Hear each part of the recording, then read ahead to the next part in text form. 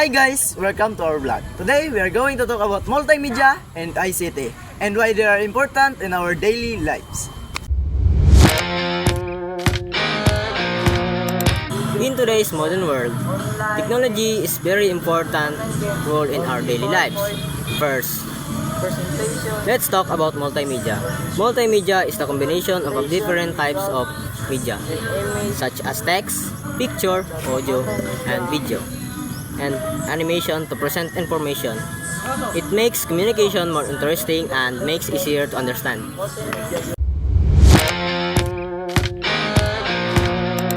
We use difference of form media and technology when we communicate studies of and even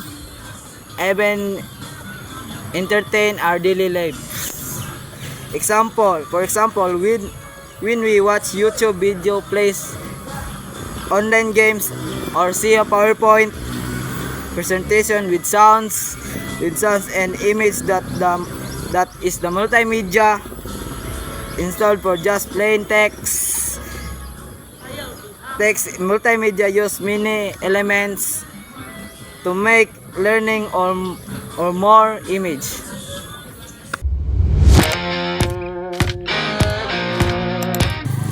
But have you ever wondered what multimedia and ICT really mean?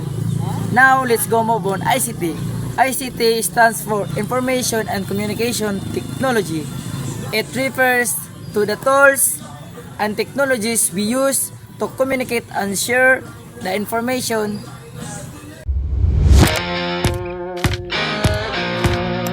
In this blog, we will explain their meaning, example, and importance. Example of ICT include computers, smartphones, the internet, social media, television, and radio. We use ICT when we send messages, attend online classes, search on Google, or post on TikTok.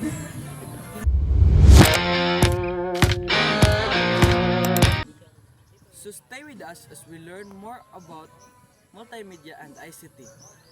In summarize, multimedia is the content we hear and see, while ICT is the technology that help us create and share that content.